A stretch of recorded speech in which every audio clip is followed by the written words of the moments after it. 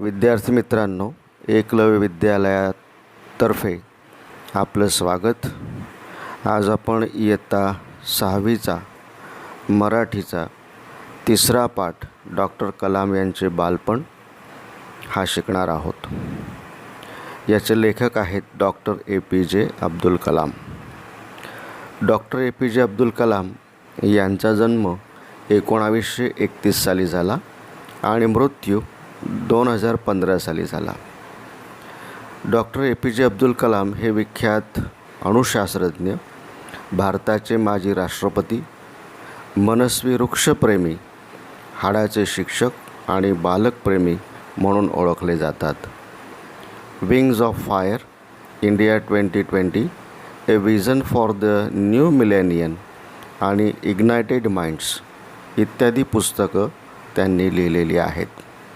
त्यांना काही पुरस्कार मिळालेले आहेत. त्यामध्ये पद्मभूषण, पद्मविभूषण आणि भारतरत्न असे पुरस्कार त्यांना मिळालेले आहेत. अशा पुरस्कारांनी त्यांना सन्मानित केलेलं आहे. डॉक्टर कलाम यांच्या विंग्स ऑफ फायर या आत्मचरित्राचा माधुरी शानभाग यांनी अग्निपंख या नावाने अनुवादित केलेल्या पुस्तकातून खालील प्रसंग हा घेतलेला आहे. डॉक्टर APJ अब्दुल कलाम यांचं पूर्ण नाव डॉक्टर अवुल पाकीर जैनुलाब्दीन अब्दुल कलाम असं त्यांचं पूर्ण नाव आहे. प्रतिकूल परिस्थितीवर मात करत शिकण्याची जिद्द, त्यांच्या जीवनावर आईवडिलांचा पडलेला प्रभाव आणि बहीण भाऊ यांच्या सहवासातून अब्दुल कलाम यांचं बालपण जे आहे ते घडत गेलं. त्याचं चित्रण विद्यार्थी मित्रांनो या पाठातून डॉक्टर कलामांनी केलेलं आहे. तर प्रत्यक्ष पाठ आपण बघूया. पान नंबर 7 बघा. तर या ठिकाणी कलाम असं म्हणतायत की माझ्या बालपणीच्या जगात पुस्तक म्हणजे माझ्यासाठी एक दुर्मिळ वस्तू होती. दुर्मिळ म्हणजे न मिळणारी. आमच्या गावात STR माणिकम नावाचे एक क्रांतिकारक राष्ट्रभक्त राहत होते. या ठिकाणी STR माणिकम यांचं नाव आलेलं आहे. ते एक थोर क्रांतिकारक राष्ट्रभक्त होते. त्यांच्याकडे पुस्तकांचा बऱ्यापैकी संग्रह होता. त्यांनी डॉक्टर कलाम यांना वाचण्यासाठी सदैव उत्तेजन दिलं. सदैव म्हणजे नेहमी, आणि उत्तेजन देणे हा वाक्प्रचार आहे, म्हणजे प्रोत्साहन देणे. डॉक्टर कलामांना STR माणिकम यांनी नेहमीच वाचनासाठी म्हणून उत्तेजन दिलं, प्रोत्साहन दिलं. लेखकसुद्धा म्हणजे कलामसुद्धा ते पुस्तक वाचत गेले. पुस्तकं मागण्यासाठी कलाम त्यांच्या घरी धाव घेत असत. त्यांच्या लहानपणी शमशुद्दीन नावाच्या त्यांच्या एका दूरच्या भावाच्या त्यांच्यावर बराच प्रभाव होता.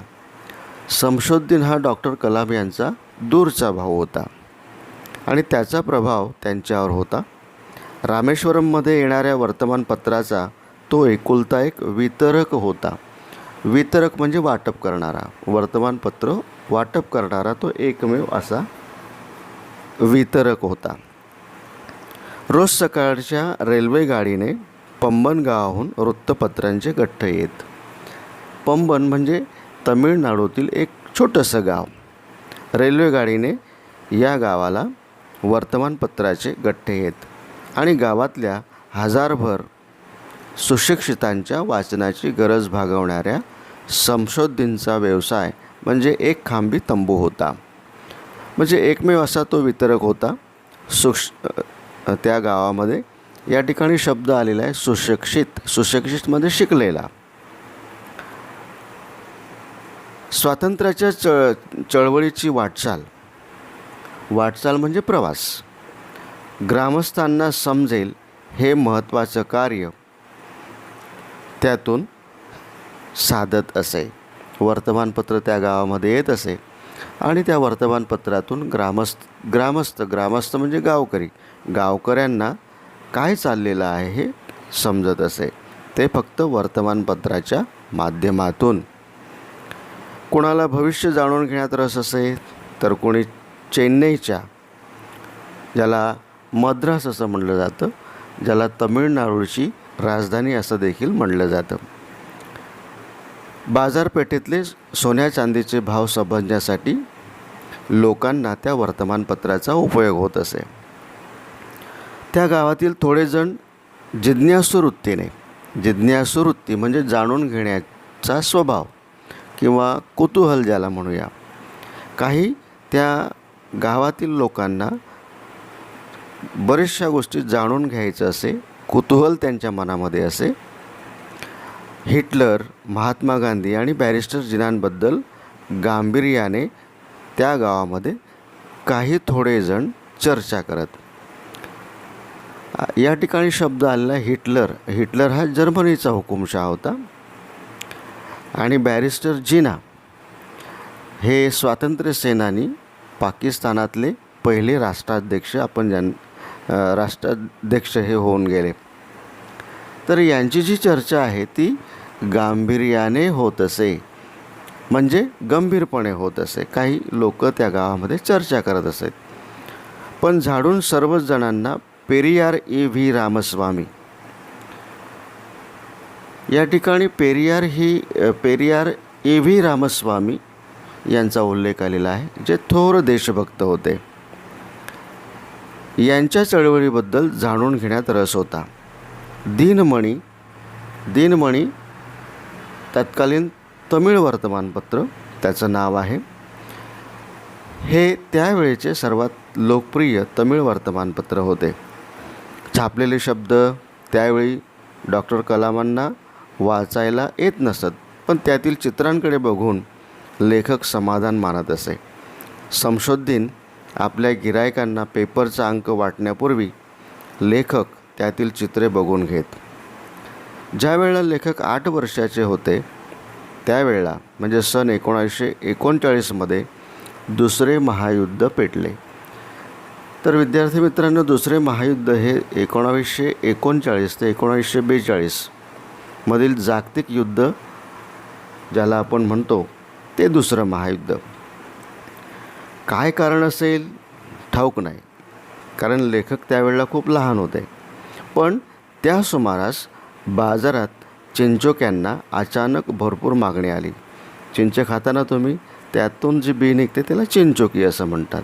तर चिंचोके त्यावेळेला त्याची भरपूर मागणी ही बाजारात असायची. मग लेखक लहान होते, डॉक्टर कलाम हे लहान होते. मग ते चिंचोक्या गोळा करून मशिदीजवळच्या एका दुकानात ते देत असत आणि त्यावेळेला त्यांना अख्खा 1 आणा मिळत असे. जसं आता आपण रुपया म्हणतो तसं त्यावेळेला चलन होतं, आणा पैसा. तसंच त्यांना ते चिंचोक्या देऊन 1 आणा त्यांना मिळत असे, म्हणजे ते कमावत असे. लेखकांचे वडील लाकडी नौका बांधायचा व्यवसाय करायचे. नौका ज्याला आपण होडी म्हणतो. अहमद जलालुद्दीन हा एक ठेकेदार होता आणि डॉक्टर कलामांचा तो मेहुणा देखील होता. तर हा अहमद जलालुद्दीन नावाच्या एका आमच्याच गावातल्या कंत्राटदाराबरोबर समुद्रकिनारी लेखकांचे वडील रोज त्या ठिकाणी काम करू लागले. पुढे त्यांच्यामध्ये संबंध वाढले आणि जलालुद्दीनने डॉक्टर कलाम यांच्या बहिणीशी, जिचं नाव होतं जोहरा, हिच्याशी त्यांनी विवाह केला आणि अशा पद्धतीने त्यांचा नातेसंबंध जो आहे जलालुद्दीनशी हा जोडला गेला.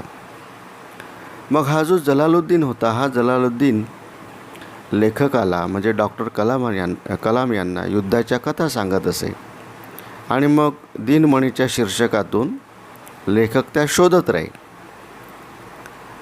लेखक एका छोट्याशा गावामध्ये राहत आणि या छोट्याशा गावामध्ये त्यावेळी सुरू असणारं जे युद्ध होतं त्या युद्धाचे दृश्य परिणाम जाणवणं जवळजवळ अशक्य होतं, कारण ते अतिशय दूरस्थ म्हणजे लांबचं असं गाव होतं. पण हळूहळू भारतातला सक्तीने युद्धात सामील व्हावं लागलं आणि देशात आणीबाणी पुकारली गेली. आणीबाणी म्हणजे देशातील निर्वाणाची परिस्थिती. मग अशा आणीबाणीच्या या काळामध्ये सुद्धा डॉक्टर कलाम जे काही आजूबाजूला घडत होतं ते बघत होते. रोज सकाळी पंबनहून येणारी रेल्वेगाडी रामेश्वरमला थांबेनाशी झाली. पुढे मात्र आणीबाणी सुरू झाल्यामुळे पंबनहून येणारी जी गाडी आहे ही डॉक्टर कलामांच्या गावाला थांबत नव्हती.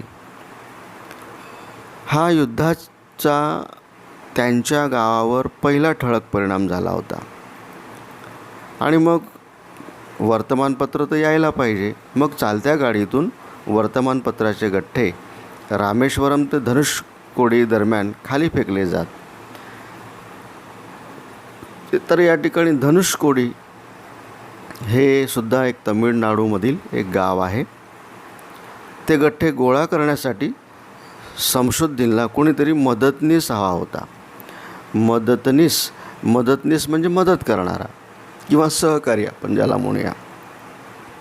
आणि मग कलामांपेक्षा दुसरा योग्य उमेदवार त्याला कुठून मिळणार. आणि त्याच्याबरोबर ते गठ्ठे जे आहे ते गठ्ठे गोळा करण्याचं काम डॉक्टर कलाम हे करत होते आणि त्यातून त्यांना मदत मिळत होती. अशा पद्धतीने कष्टाची पहिली कमाई त्यांनी शमशुद्दीनकडून घेतली. आणि हा सगळा प्रसंग जेव्हा 50 वर्षानंतर म्हणजे अर्धशतकानंतर जेव्हा डॉक्टर कलाम वळून त्या क्षणांकडे पाहतात, त्यांना ते क्षण आठवतात आणि त्यावेळी स्वतःच्या कष्टाने मिळवलेल्या पहिल्या कमाईचा अभिमान आजही लेखकांच्या मनातून ओसंडून वाहू लागतो. ओसंडून म्हणजे भरभरून. लेखकांच्या वडिलांकडून लेखक प्रामाणिकपणा आणि स्वयंशिस्त शिकले, तर त्यांच्या आईकडून ते चांगल्यावर विश्वास ठेवायची गोष्ट शिकले. चांगल्यावर विश्वास ठेवायची आंतरिक शक्ती त्यांनी आईंकडून घेतली. दयाळू वृत्ती त्यांनी आईंकडून घेतली. आता या ठिकाणी 2 शब्द आलेले आहेत. स्वयंशिस्त. स्वयंशिस्त म्हणजे स्वतःला लावलेली शिस्त आणि आंतरिक शक्ती म्हणजे मनोबल. तर ह्या गोष्टी जे आहेत प्रामाणिकपणा, स्वयंशिस्त, त्यांनी वडिलांकडून हे 2 गुण घेतले. आईकडून चांगल्यांवर विश्वास ठेवायची आंतरिक शक्ती, त्याचं मनोबल जे आहे, दयाळू वृत्ती, हे आईंकडून त्यांनी शिकली. हे गुण त्यांनी आईंकडून घेतले. अर्थात लेखकांच्या 3 भावांनी आणि एका बहिणीने देखील हा ठेवा त्यांच्याकडून उचलला. तर या ठिकाणी पुन्हा शब्द आलेला आहे ठेवा. ठेवा याचा अर्थ होतो संग्रह. पण लेखकांना जो जलालुद्दीन आणि शमशुद्दीन यांचा निकट म्हणजे जवळचा सहवास घडला, त्याने लेखक जे आहे ते स्वतंत्र वेगळे असे बनत गेले. शाळेत शिकायला न मिळालेले शहाणपण लेखकाने जलालुद्दीनकडून शिकलं. शमशुद्दीनकडून दुसऱ्या माणसाच्या चेहऱ्यावरून मनातले, शरीराची व डोळ्यांची भाषा ओळखायला ते शिकले. कलामांमध्ये जो सर्जनशीलतेचा स्रोत उगम पावत फुलत खळाळत गेला, त्याचे श्रेय लेखक निसंशय त्या दोघांच्या सहवासात त्यांच्यावर पडलेल्या प्रभावाला देतात. सर्जनशीलता म्हणजे निर्मिती करणं, स्रोत म्हणजे उगम, आणि निसंशय म्हणजे संशयाविना किंवा खात्रीने. असा जो प्रभाव डॉक्टर कलाम यांच्यावर पडत गेला, रामेश्वरम सोडून जिल्ह्याच्या ठिकाणी रामनाथपुरम तामिळनाडूमधील हे एक जिल्ह्याचं ठिकाण आहे. पुढील शिक्षणासाठी डॉक्टर कलाम यांना रामेश्वरम हे गाव सोडावं लागलं आणि जिल्ह्याच्या ठिकाणी आपण शिक्षण घ्यावं, पुढील शिक्षण घ्यावं, यासाठी त्यांनी त्यांच्या वडिलांकडे परवानगी विचारली. लेखकांनी म्हणजे डॉक्टर कलामांनी त्यांना विचारल्यानंतर वडील विचारात पडल्यासारखे क्षणभर गप्प झाले आणि विचार करता करता त्यांना शब्द लाभावेत आणि ते ओठातून बाहेर पडावेत तसं त्यांचे वडील बोलू लागले. डॉक्टर कलाम ज्यांना त्यांनी जवळ घेतलं आणि म्हणालं, त्यांना ते अबुल असं संबोधत त्यांना जवळ घेत त्यांनी सांगितलं, अबुल, तुला मोठं व्हायचं असेल तर गाव सोडून शिक्षणासाठी बाहेर जायला हवं. आणि त्यांनी एक उदाहरण पण त्यांना दिलं. सीगल पक्षी घरटे सोडून एकटे दूरवर उडत जातात. आता या ठिकाणी सीगल हा जो पक्षी आहे हा स्थलांतर करणारा समुद्र पक्षी आहे. तो एका ठिकाणाहून दुसऱ्या ठिकाणी लांब उडत जातो. तसं आपल्याला जर शिक्षण घ्यायचं असेल तर या सीगल पक्षाप्रमाणे आपल्याला घरटं सोडून दूरवर एकटं लांब जावं लागेल, नवीन प्रदेशामध्ये जावं लागेल, नवीन प्रदेश आपल्याला शोधावा लागेल, असं डॉक्टर कलामांच्या वडिलांनी कलामांना सांगितलं. तसं या मातीचा आणि इथल्या स्मृतीचा मोह सोडून तुझ्या इच्छा आकांक्षा जिथं पूर्ण होतील तेथे तुला जायला हवं. जसं आता त्या गावामध्ये लेखक राहिले त्या ठिकाणी त्यांच्या स्मृती म्हणजे आठवण ह्या होत्याच. त्या गावाची आसक्ती होती म्हणजे मोह होता. पण इच्छा आणि आकांक्षा म्हणजे इच्छा, या जिथं तुझ्या पूर्ण होतील तिथं तुला जायला हवं अशी परवानगी लेखकांच्या वडिलांनी म्हणजे कलामांच्या वडिलांनी डॉक्टर कलामांना दिली. आम्ही आमच्या प्रेमाने तुला बांधून ठेवणार नाही असंही त्यांनी त्यांना निक्षून सांगितलं. आमच्या गरजा तुझा रस्ता अडवणार नाही असंही त्यांनी त्यांना सांगितलं. पण यावेळेला त्यांची जी आई होती तिचा मुलामध्ये खूप जीव होता आणि म्हणून जेव्हा आईला हे समजलं तेव्हा ती आढेवेढे घ्यायची. आढेवेढे घेणे हा वाक्प्रचार आहे, म्हणजे अनिच्छा व्यक्त करणे. कारण मुलगा लांब जाईल हे त्या आईला वाटत नव्हतं, पण मुलगा शिकला पाहिजे हे कुठंतरी तिला मनातून वाटत होतं. शमशुद्दीन आणि जलालुद्दीन लेखकांच्या सोबत रामनाथपुरमला म्हणजे तमिळनाडूमधील जे जिल्ह्याचं ठिकाण आहे त्या ठिकाणी ते आले. शमशुद्दीन आणि जलालुद्दीन त्यांनी डॉक्टर कलामांचं नाव शाळेत घातलं, त्यांची राहण्याची नीट व्यवस्था केली. पण स्वार्ज हायस्कूल आणि या नव्या वातावरणात लेखकांचा जीव रमणे हा वाक्प्रचार आहे, म्हणजे आवडीने करणे. पण या ठिकाणी जीव रमेना म्हणजे त्यांना त्या ठिकाणी मन लागेना. जीव रमणे हा वाक्प्रचार आहे, म्हणजे आवडीने करणे. पण कलाम या नवीन वातावरणामध्ये त्यांचं मन जे आहे हे रमत नव्हतं. या ठिकाणी उल्लेख आलेला आहे स्वार्ज हायस्कूल. रामनाथपुरम येथील डॉक्टर कलाम यांची जी शाळा आहे तिचं नाव आहे स्वार्ज हायस्कूल. तर हे जिल्ह्याचं ठिकाण 50,000 वस्ती असलेल्या या शहरात सदैव गजबज असायची, म्हणजे गर्दी असायची. पण रामेश्वरमला जसा एकजिन्सीपणा होता, एकसारखं असणं त्याला एकजिन्सीपणा असं म्हणतात, तसा इथे माझ्या अनुभवाला आला नाही. साहजिकच आहे, घर सोडलेलं होतं. घराची ओढ म्हणजे प्रेम त्यांना अस्वस्थ करायचं, आणि म्हणून जेव्हा जेव्हा रामेश्वरमला जायची संधी त्यांना मिळायची त्यावेळेला मात्र त्यांना खूप आनंद व्हायचा. इथे असलेल्या शिक्षणाच्या उदंड संधीपेक्षा त्यांना असं वाटायचं, उदंड म्हणजे पुष्कळ किंवा अमाप,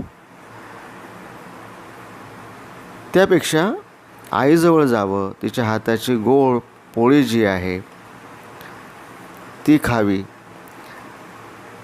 ती अतिशय त्यांना मौल्यवान, मोलाची, किमती वाटत असायची. पण हळूहळू डॉक्टर कलाम जे आहे घराबाहेर राहायला शिकले. त्यांनी ते स्वीकारलं. नव्या वातावरणाशी त्यांनी जुळवून घेतलं आणि त्यांनी मनाशी पक्क ठरवलं. कारण लेखकांचे जे वडील होते त्यांनी त्यांच्याकडून काही अपेक्षा ठेवलेली होती. तर या ठिकाणी शब्द आलेला अपेक्षा म्हणजे पूर्तता व्हावी अशी इच्छा. हे त्यांना माहीत होतं. डॉक्टर कलामांच्या वडिलांना वाटायचं की मुलाने कलेक्टर व्हावं, कलेक्टर म्हणजे जिल्हाधिकारी, अशी त्यांची इच्छा होती. आणि वडिलांचं स्वप्न मुलाने पूर्ण करावं हे साहजिकच प्रत्येक मुलाचं कर्तव्य असतं, म्हणजे जबाबदारी असते. तसं मुलगा म्हणून डॉक्टर कलाम यांनी त्यांचं कर्तव्य जे आहे ते कर्तव्य पार पाडण्याचं ठरवलं. आणि त्यासाठी रामेश्वरममध्ये वाटणारी सुरक्षितता, तिथलं प्रेमळ वातावरण, त्यांचा त्याग करणं डॉक्टर कलाम यांना भाग होतं. आणि त्याशिवाय ते घडू शकणार नव्हते, वडिलांचं स्वप्न पूर्ण करू शकणार नव्हते. तर अशा पद्धतीने डॉक्टर APJ अब्दुल कलाम यांचं बालपण हा पाठ जो आहे तो या ठिकाणी संपलेला आहे. पुढच्या स्लाईडवर जी तुम्हाला स्वाध्याय दिसतो आहे तो स्वाध्याय तुम्ही तुमच्या वहीमध्ये लिहून ठेवायचा आहे. जेव्हा लॉकडाऊन उघडेल त्यावेळेला मात्र तो अभ्यास तुमचा मी तपासणार आहे.